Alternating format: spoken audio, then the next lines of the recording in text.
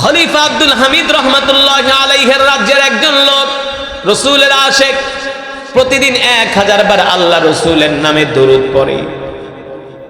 পড়তে পড়তে হঠাৎ করে আল্লাহ রাসূলের সাথে তার ঘুমের ঘরে আল্লাহ রাসূলের জিয়ারত নসিব হয়ে যায়। আল্লাহ নবীকে সে স্বপ্নে দেখে। স্বপ্নে আল্লাহ নবী ডাক দিয়া বলে, হে আশিক, তুমি ঋণগ্রস্ত হয়ে গেছো, ঋণ পরিশোধ করতে পারতেছ না। তবে শোনো, এই রাজ্যের যে খলিফা আব্দুল হামিদ, সে আমার একজন আশিক। তার কাছে যাবা, আগামীকাল সকালে তার কাছে যায় বলবা আমি নবী বলেছি, যাতে করে সে তোমার ঋণ পরিশোধ করার ব্যবস্থা করে দেয়। সে তোমার ঋণ পরিশোধ করার ব্যবস্থা করে দেয়। কিন্তু শোনো, তুমি যে তার কাছে যায় আমার কথা বলবা, তোমার কথার মধ্যে তার সন্দেহ থাকতে পারে, কিন্তু তুমি যে আমাকে সত্যি সত্যি স্বপ্ন দেখছো, এর একটা প্রমাণ আমি দিয়া দেই। এর প্রমাণ হলো, প্রতিদিন আব্দুল হামিদ আমার নামে 1000 বার দুরূদ পড়ে, কিন্তু গতকাল রাত্রে সে আমার নামে দুরূদ পড়ে। আমি নবী তার দুরুদের অপেক্ষায় ছিলাম, দুরুদের হাদিয়ার অপেক্ষায় ছিলাম, কিন্তু আমার আব্দুল হামিদ গতকাল রাত্রে আমার নামে 1000 বার দুরুদ না পড়ে ঘুমায় গেছে। এই কথাটাও যায় বলবা যে আপনি নাকি প্রতিদিন আল্লাহ রাসূলের শানে 1000 বার দুরুদ পড়েন, গতকাল রাতে দুরুদ পড়েন নাই। সুবহানাল্লাহ বলবেন না? এই কথা শোনার পরে ব্যক্তি সকালবেলা ফজরের নামাজ পড়ে খলিফার দরবারে গেছে। খলিফার রাজ দরবারের রাজ প্রহরীরা বলে, তুমি কেন আসছো? বলে, খলিফার সাথে দেখা করার জন্য। আরে যাও, তোমার মতো লোক খলিফার সাথে দেখা করবা, এটা কি চারটেখানি কথা নাকি? বলে, শোনো, রাগ করবা না, খলিফাকে যায় বলো আল্লাহ নবী বলছে তার সাথে আমাকে সাক্ষাৎ করতে। এবার খলিফা তো আশিকে রাসূল, প্রহরীরা যায় বলে, খলিফা, আল্লাহ নবী নাকি একজন লোক পাঠাইছে আপনার সাথে দেখা করার জন্য। সুবহানাল্লাহ বলেন। এই কথা শোনার পরে খলিফা আব্দুল হামিদ বসা ছিলেন, দাঁড়ায় গেছে। বলো কি, বলো কি, আল্লাহ নবী পাঠাইছে, তাড়াতাড়ি ডাক দাও। ওই ব্যক্তি তাড়াতাড়ি করে তাকে রাজ দরবারের প্রহরীরা ধইরা নিয়ে আসছে খলিফার সামনে। এ তুমি কেন আসছো আমার কাছে? বলে, খলিফা, আমি একটা ঋণগ্রস্ত মানুষ, ঋণ পরিশোধ করার মতো উপায় আমার কাছে নাই, কিন্তু আমি প্রতিদিন আল্লাহ নবীর শানে 1000 বার দুরূদ পড়ি। আমার বিশ্বাস ছিল আল্লাহ নবীর শানে 1000 বার দুরূদ পড়লে অবশ্যই আল্লাহ তাআলা আমার ঋণ পরিশোধ করার ব্যবস্থা করে দিবে। কিন্তু গতকাল রাতে আল্লাহ নবীকে আমি হঠাৎ করে স্বপ্ন দেখি, আল্লাহ নবী বলছে আপনার কাছে আমাকে আসতে, যাতে আপনি আপনার পক্ষ থেকে আমার ঋণগুলো পরিশোধ করে দেন। এবার খলিফা ডাক দিয়া বলে, আমাকে যে আমার কাছে যে আল্লাহ নবী তোমাকে পাঠাইছে, এর প্রমাণ কি?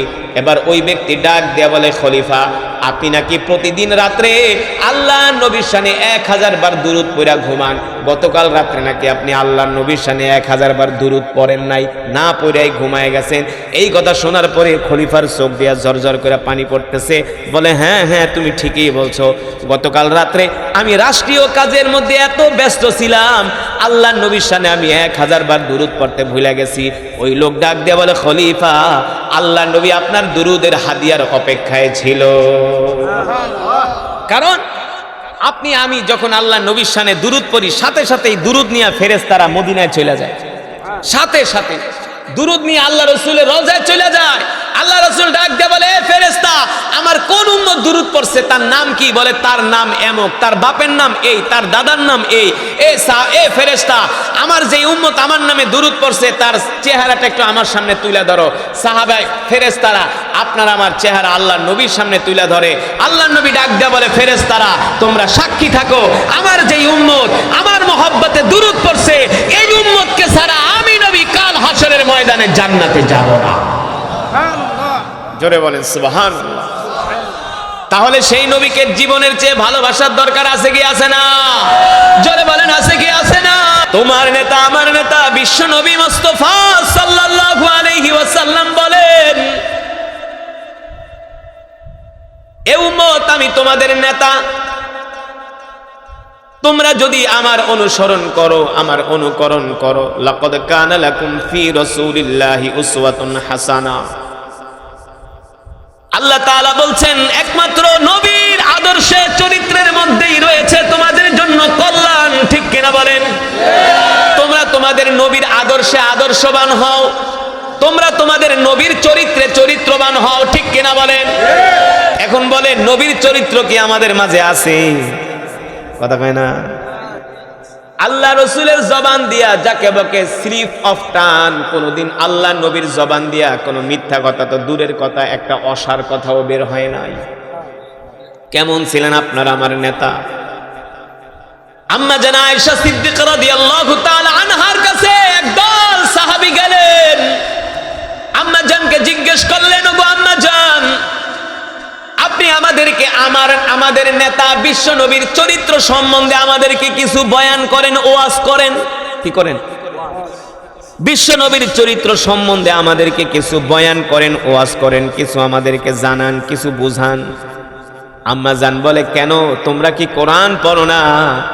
সাহাবায়ে কেরাম বলেন, না, আমরা তো কোরআন পড়ি। আম্মা জান বলে, যদি তোমরা কোরআন পড়ে থাকো, ইন্নাকা লাআলা খুলুকিন আযীম, আল্লাহ নবীর চরিত্রই হলো সর্বশ্রেষ্ঠ চরিত্র। আল্লাহ নবী হলেন সর্বশ্রেষ্ঠ চরিত্রের উপরে প্রতিষ্ঠিত। আর আল্লাহ তাআলা বিশ্ব নবীর উপরে যেই কোরআন নাজিল করেছেন, গোটা কোরআনই হলো বিশ্ব নবীর চরিত্র। পুরা কোরআনটাই হলো বিশ্ব নবীর চরিত্র। সুবহানাল্লাহ বলেন। সেই নবীকে হযরত সাহাবায়ে কেরাম কেমন কইরা ভালোবাসতে। এ যুবক, তুমি যদি তোমার নবীকে ভালোবাসতে না পারো, তুমি যদি তোমার মায়ের চেয়ে, বাবার চেয়ে, তোমার স্ত্রী, সন্তান, পরিবার চেয়েও যদি তুমি তোমার নবীকে ভালোবাসতে না পারো, তাহলে তোমার ঈমান কখনো পরিপূর্ণ হয় নাই, হবেও না। যদি তুমি তোমার নবীকে নিজের জীবনের চেয়েও ভালোবাসতে না পারো, তাহলে মনে রাখো খসিরত দুনিয়া ওয়াল আখিরা, তোমার দুনিয়া আখিরা সবই বরবাদ। আমি যদি প্রশ্ন করি, যুবক, তুমি কি তোমার স্ত্রীর চেয়ে তোমার নবীকে ভালোবাসো কিনা? যদি বলেন না হুজুর, আমি আমার স্ত্রীর চেয়ে নবীকে ভালোবাসি না, তাহলে যুবক মনে রাখো তোমার ঈমান পরিপূর্ণ হয় না। তোমার প্রিয়তমা স্ত্রীর থেকেও আল্লাহর নবীকে বেশি ভালোবাসতে হবে, ঠিক কিনা বলেন? কে বলছেন? আল্লাহর নবী নিজে বলছেন, ওয়াল্লাহি লা ইউমিনু আহাদুকুম হাত্তা আকুনা আহাব্বা ইলাইহি মিন ওয়ালিদিহি ওয়া ওয়ালাদিহি ওয়ান নাসি আজমাইন। আল্লাহু আকবার। আল্লাহর নবী বলে, উম্মত, আমাকে তোমরা কেমন ভালোবাসবা? তোমাদের পরিবার, তোমাদের সন্তান সন্ততি, তোমাদের দেশ, তোমাদের নেতা, তোমাদের ক্ষমতা, সব কিছুর চেয়ে বিশ্ব নবীকে ভালোবাসতে হবে, ঠিক কিনা বলেন? আর বিশ্ব নবীর আশিক হতে হবে, আশিক। সাহাবায়ে কেরাম কেমন করে বিশ্ব নবীকে ভালোবাসছে, কেমন করে নবীর অনুসরণ করছে, উদাহরণ দিব, শুনবেন মন দিয়া।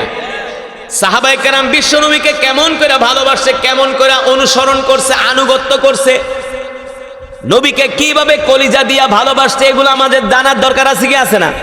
আমরা তো অনেকে জানি না, মনে করি নবীজি হ্যান নামে শুধু মিলাদ পড়ুম আর জিলাপি খাবো, এটাই মনে করি। বছরে 10 বছর 12 বছর পর একবার উমরায় যাবো, নবীর হক আদায় হয়ে গেছে, নবীকে ভালোবাসা হয়ে গেছে। এত সোজা না, এত সোজা না। প্রতিটা সেকেন্ডে সেকেন্ডে, মুহূর্তে মুহূর্তে, কদমে কদমে বিশ্ব নবীর সুন্নত মানতে হবে, বিশ্ব নবীর প্রতি দুরূদ পড়তে হবে, দুরূদ, নবীর সুন্নত গুলো জিন্দা করতে হবে, তাহলে হবে সে বিশ্ব নবীর আশিক। কথা বুঝতে পারছেন? বলেন আমার কথাগুলো সঠিক নাকি ব্যাঠিক? সঠিক নাকি ব্যাঠিক? এবার আসেন সাহাবীরা কেমন করে নবীকে ভালোবাসতে, কেমন করে নবীর আনুগত্য করছে, অনুসরণ অনুকরণ করছে। আল্লাহর নবী নামাজে দাঁড়াইছে, আল্লাহ রসুল নামাজে দাঁড়াইছে, মনে করেন পূর্ব দিকে ফিরা, কোন দিকে? ফর এক্সাম্পল, হঠাৎ করে পূর্ব দিক থেকে নামাজের মধ্যে আবার পশ্চিম দিকে ঘুরে গেছে। সুবহানাল্লাহ বলবেন না? আল্লাহ তাআলার কোরআন বলে, কদ নারা তাকাল্লুবা ওয়াজহিকা ফিস সামাই ফালানুওয়াল্লিয়ান্নাকা কিবলাতান তারদাহা ফাওয়াল্লি ওয়াজহাকা শাতরাল মাসজিদিল হারাম ওয়া হাইথুমা কুনতুম ফাওয়াল্লু ওয়ুজুহাকুম শাতরা। কিন্তু নবীজির ইচ্ছা ছিল, দিলের আকাঙ্ক্ষা ছিল, হায়রে কাবা তো হলো আল্লাহর ঘর, পৃথিবীর প্রথম ঘর। আল্লাহ যদি আমাকে নির্দেশ দিত তাহলে আমি কাবার দিকে কেবলা করে নামাজ পড়তাম, কত ভালো লাগতো। আল্লাহু আকবার। কাবার মহব্বত আল্লাহর নবীর দিলে। কিন্তু নবীজি প্রতিদিন নামাজে দাঁড়ায় আর আসমানের দিকে তাকায়, কখন আল্লাহ ওহী নাজিল করবে যে আপনি আপনার কেবলা ঘুরায়া মসজিদুল আকসার থেকে হারামের বাইতুল্লাহ কাবার দিকে ফিরায় দেন। কখন আল্লাহ তাআলার নির্দেশ আসে। আল্লাহর নবী একদিন সাহাবায়ে কেরামের বিশাল এক জামাত নিয়ে দাওয়াত খাইতে গেছে, একজনের বাড়িতে মেহমানদারি গ্রহণ করতে গেছে। হঠাৎ করে আল্লাহ রসুল জোহরের নামাজে দাঁড়াইছে, ফরজ নামাজ পড়তেছে। কয় রাকাত? জোহরের ফরজ মাশাআল্লাহ কয় রাকাত? 4 রাকাত। কথা ভালো করে বুঝবেন, ভালো করে আমার দিকে খেয়াল করেন। জোহরের নামাজ 4 রাকাত। আল্লাহ নবী 2 রাকাত যখন দাঁড়ালেন, 2 রাকাত নামাজ মসজিদুল আকসার দিকে কেবলা কইরা পড়লেন। আর হঠাৎ করে জিবরাইল ওহী নিয়ে আসছে, قد نرى تقلب وجهك في السماء فلنولينك قبلة ترضاها فول وجهك شطر المسجد الحرام الله أكبر। জিবরাইল আয়েশা কানে কানে বলতেছেন, ওগো আল্লাহর হাবিব, আপনার মনের আশা আল্লাহ আজকে পূরণ করছি। সুবহানাল্লাহ বলেন। আপনি চাইছিলেন আল্লাহ তাআলা আপনাকে কাবার দিকে কেবলা করে নামাজ পড়ার অনুমতি দিক, কিন্তু আল্লাহ তাআলা আপনার মনের আশা পূর্ণ করছে। 2 রাকাত নামাজ পড়ছেন মসজিদুল আকসার দিকে ফিরা, আর বাকি যে 2 রাকাত নামাজ বাকি আছে আপনি আপনার কেবলাটা নামাজের ভিতরে ঘুরায় দিয়া কাবার দিকে ফিরা যান। আল্লাহর নবী মসজিদুল আকসার থেকে কেবলা ঘুরায়া কাবার দিকে তার কেবলা করলেন, নামাজের ভিতরে ঘুরে গেলেন। কি করছে? নামাজের ভিতরে ঘুরে গেছে। কিন্তু আল্লাহর নবীর পেছনে তো বিশাল এক সাহাবীর জামাত, কারণ নবী তো ইমাম, তার পিছনে তো অনেক মুসল্লি, অনেক বড় বড় জলিল কদর সাহাবীরা। আল্লাহর নবী নামাজের ভিতরে কেবলা ঘুরাইছে, কেবলা পরিবর্তন করছে, সাথে সাথে সাহাবীরাও আল্লাহ রসুলের পিছনে কেবলা পরিবর্তন করছে। নামাজ শেষ হয়ে গেছে, দেখে সব সাহাবীরা বসে বসে তাসবিহ পড়তেছে। আল্লাহর নবী সাহাবীদের দিকে তাকায়া মুস্কি মুস্কি হাইসা বলে, সাহাবীরা কেউ কোনো প্রশ্ন করে না। আমরা হইলে তো নামাজের ভিতরে লোকমা দিতাম যে হুজুর আপনি কেবলা ঘুরান কেন? হ্যাঁ, আপনার মাথা মুথা খারাপ হয়ে গেছে নাকি? হুজুর আপনি কেবলা ঘুরাইলেন, কথা কেন? কিন্তু সাহাবীরা কোনো কথা বলে না। আল্লাহ রসুল ডাক দেয়া বলে, সাহাবীরা ব্যাপার কি? নামাজে দাঁড়াইলাম মসজিদুল আকসার দিকে, মসজিদুল আকসার দিকে কেবলা কইরা চেহারা আকসার দিকে ঘুরা সোজা করে নামাজে দাঁড়াইছি। 2 রাকাত পড়লাম মসজিদুল আকসার দিকে, কিন্তু নামাজের ভিতরে আমি আমার আবার কেবলা ঘুরায়া কাবার দিকে ফিরাইয়া দিলাম। তোমরা কেন কেবলা ঘুরাইলা? সাহাবায়ে কেরাম কোনো কথা বলে না। আমি তো কেবলা ঘুরাইছি, আমার কাছে ওহী আসছিল, জিবরাইল আইসা আমাকে বলে দিতেছে, ওগো নবী 2 রাকাত নামাজ পড়ছেন মসজিদুল আকসার দিকে কেবলা কইরা, আর বাকি 2 রাকাত পড়েন কাবার দিকে কেবলা কইরা। আমার কাছে ওহী আসছে, এই কারণে আমি আমার কেবলা ঘুরাইছি, কেবলা পরিবর্তন করছি। কিন্তু তোমরা কেন কেবলা পরিবর্তন করলা? তোমাগো কাছে কি ওহী টহী আসছে নাকি? সুবহানাল্লাহ বলেন। সাহাবীদের কাছে কি ওহী আহে নাকি? কারণ সাহাবীরা তো আর নবী না, তিনি তো নবী। আমি তো কেবলা ঘুরাইছি ওহী আসার কারণে, তোমরা কেন কেবলা ঘুরাইলা? তোমাদের কাছে তো কোনো ওহী আসে নাই, তাহলে তোমরা কেবলা কেন ঘুরাইলা? সাহাবীরা সমস্বরে আওয়াজ দিয়া বলে, ফিদাকা আবি ওয়া উম্মি ইয়া রাসূলুল্লাহ, ওগো আল্লাহ রাসূল, আমরা আমাদের জীবনের চেয়ে আপনাকে ভালোবাসি। আমাদের কাছে ওহী আসার দরকার নাই, কোনো কিছু জানার দরকার নাই। আল্লাহর নবীকে আমরা আমাদের জীবন দিয়ে ভালোবাসি। আল্লাহর নবী কেবলা ঘুরাইছে, আমরাও আল্লাহর নবীর মহব্বতে কেবলা ঘুরাইয়া দিছি।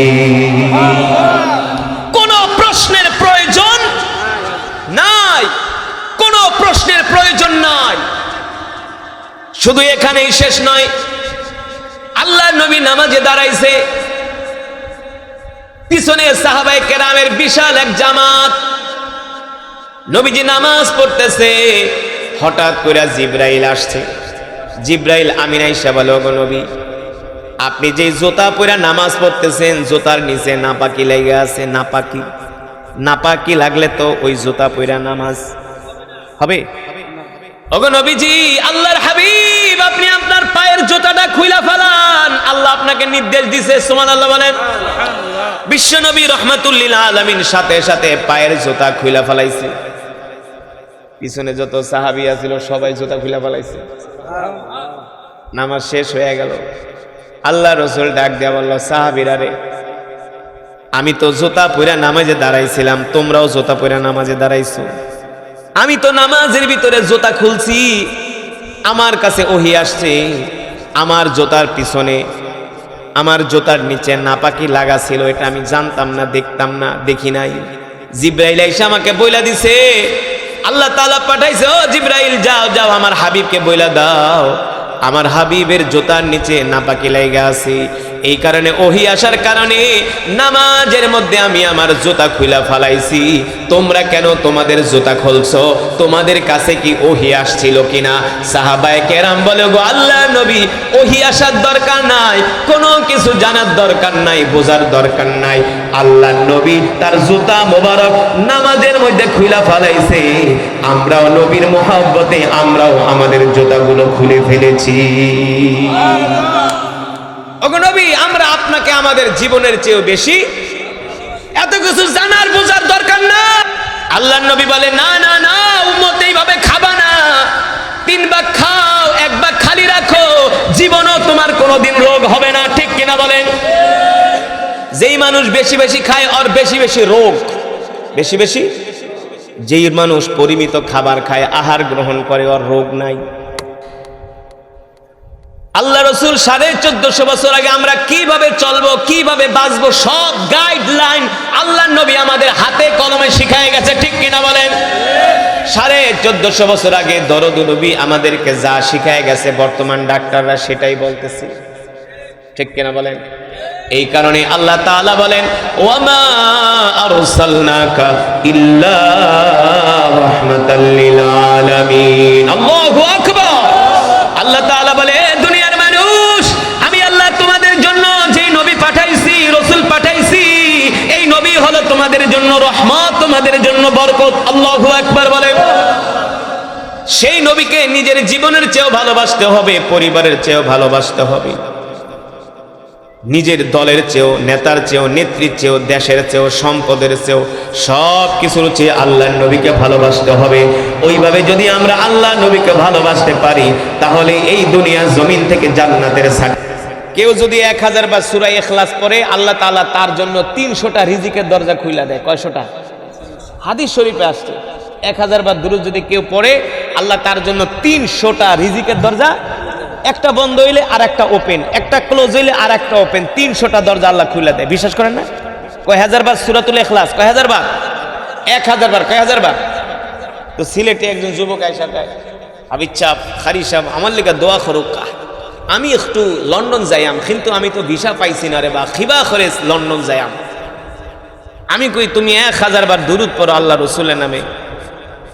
তো গেছে বাড়িতে যায় তসবিহ কিনছে কিনা, এখন লন্ডনের ভিসা লেগে অ্যাপ্লাই করে, এমবেসি থেকে শুধু রিজেক্ট করে, ভিসা দেয় না। তিক্ত বিরক্ত হয়ে গেছে। পরে আমার কথা শুই না, বাড়িতে যায় তসবিহ কিনছে, 1000 দানার তসবিহ, 1000 দানার। এখন প্রতিদিন রাত্রেবেলা ঘুমানোর আগে 1000 বার সূরা ইখলাস পড়ে প্রতিদিন। আমি বলছি 40 দিন আমল করো, 41 না হইলে 42, 42 না হইলে 43। তোমার রিজিকে যদি আল্লাহ ভালো কিছু রাখে, লন্ডনের ভিসা যদি তোমার কপালে আল্লাহ রাখে, অবশ্যই তুমি পাবাই পাবা, পাবাই পাবা। এটা পরীক্ষিত একটা আমল, পরীক্ষিত একটা আমল।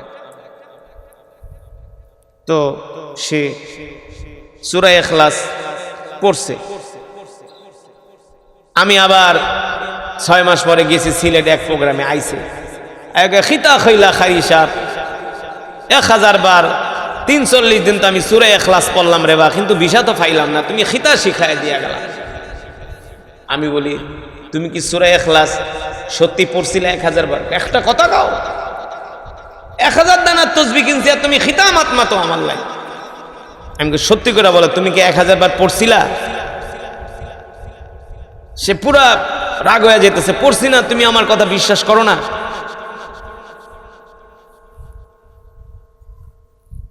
পরে আমি কই শোনো, তুমি 340 যদি 1000 বার সূরা ইখলাস পড়া থাকো, আসমানের মালিক তো তোমার একটা ফায়সালা করবেই করবে, এটা তো সন্দেহ থাকার কোনো কথা না। এখন তুমি যে 1000 বার সূরা ইখলাস পড়ছো, ঠিক আছে, প্রতিদিন রাত্রে নামাজটা কি ঠিক মতো পড়ছিলা? এখন পাশের থেকে চাস্তো বেকা হুজুর নামাজ কিন্তু ঠিক মতো পড়ে নাই, নামাজ পড়ে নাই। তা আপনি নামাজ না পড়ে সূরা ইখলাস পড়লে কোনো লাভ হবে? লাভ হবে? আগে নামাজ পড়তে হবে, আগে নামাজ পড়তে হবে। তবে দুরুদ এমন একটা আমল, দুরুদ পড়লে এই সওয়াব আপনি পাবেনই পাবেন। আলিফ লাম রা তিলকা আয়াতুল কিতাবিল মুবিন।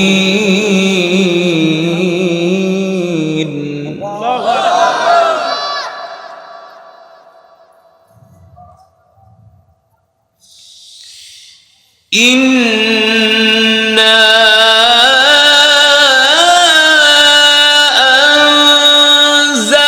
أنزلناه قرآنا عربيا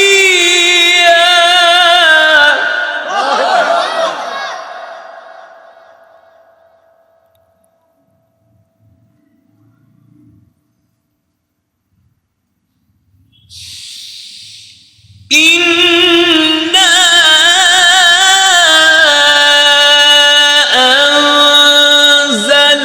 أنزلناه قرآنا عربيا لعلكم تعقلون.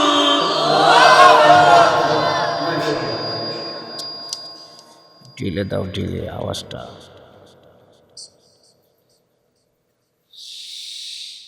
ইন্না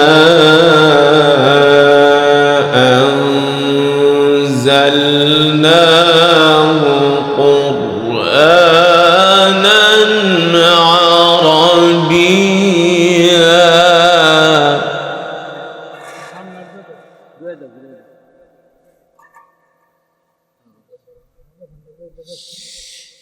إنا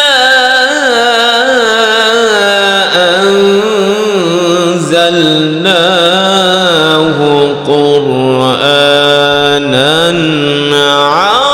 عربيا لعلكم تعقلون.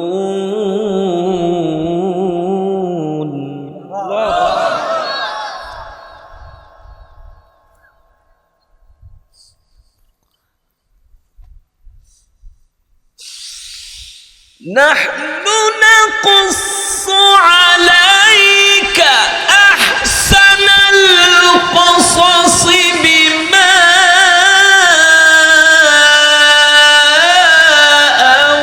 أوحينا إليك هذا القرآن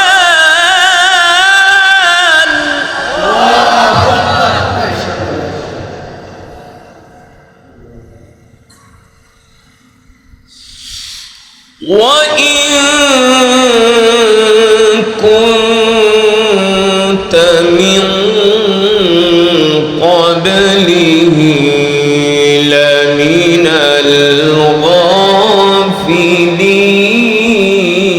الغافلين. وإن كنت من قبله لمن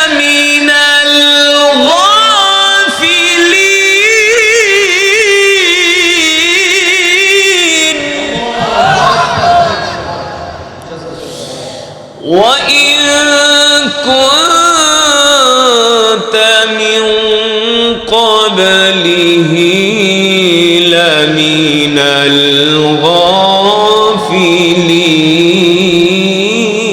الغافلين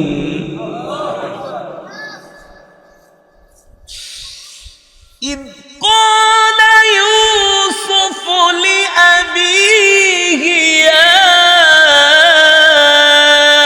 أبت إني رأيت 11 كوكبا والشمس والقمر رأيتهم لي ساجدين ما شاء الله.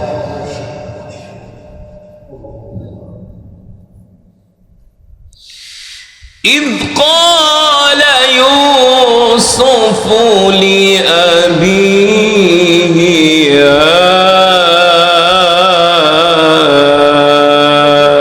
أبت إني رأيت 11 كوكبا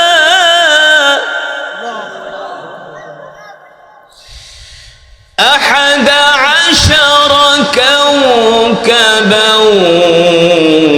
والشمس والقمر 11 كوكبا والشمس والقمر رأيتهم لي ساجدين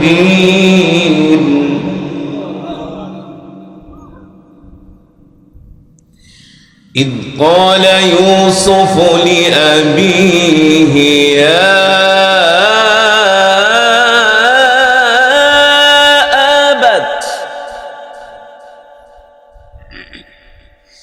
يا أبت إني رأيت 11 كوكبا والشمس والقمر رأيتهم لي ساجدين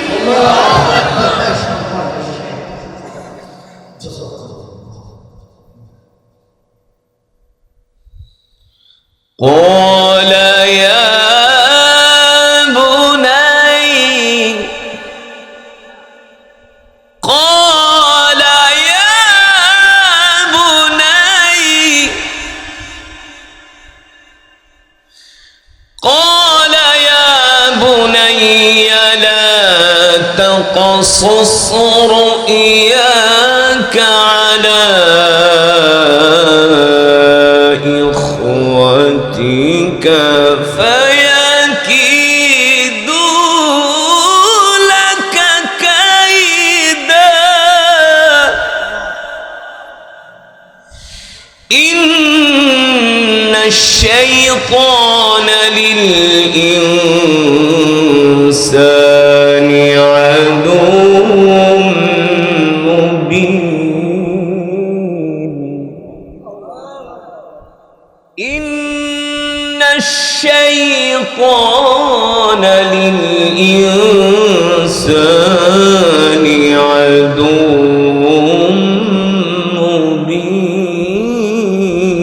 مبين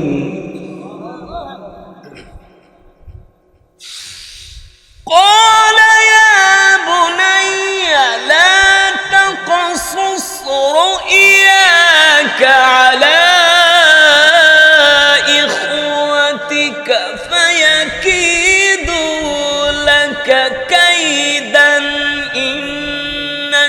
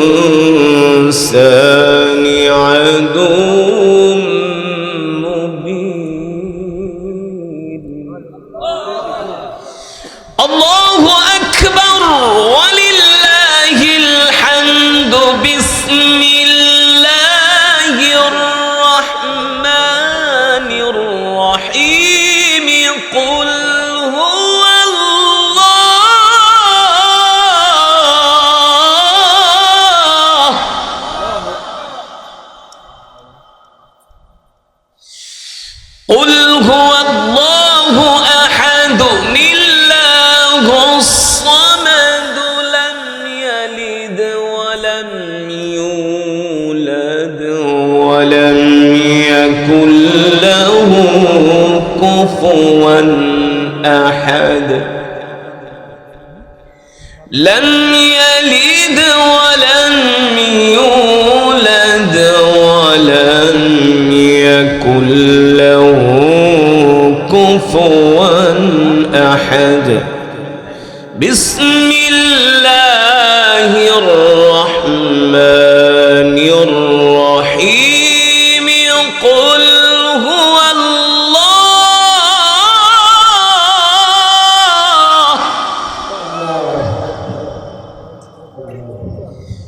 قل هو الله أحد الله الصمد لم يلد ولم يولد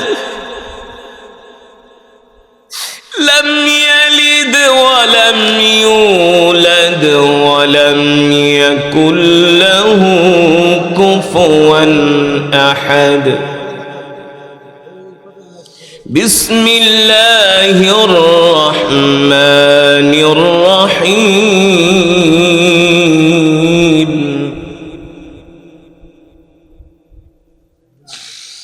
بسم الله الرحمن الرحيم قل هو الله أحد الله الصمد لم يلد ولم يولد ولم يكن له كفوا أحد لم يلد ولم يولد ولم يكن له كفوا أحد لم يلد ولم يولد ولم يكن له كفوا أحد صدق الله العلي العظيم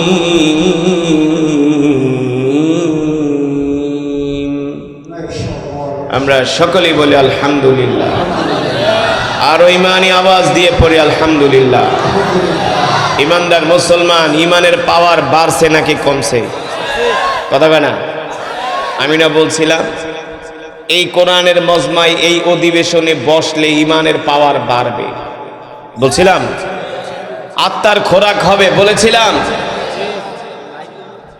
এই মজমা ছেড়ে কোনো মুসলমান বাড়িতে যাইতে পারে না যদি তার ঈমান থাকে পারে আরে কপাল পোড়া আপনি আমাদের কিছুদিন আগে রাষ্ট্রীয় কোষাগার থেকে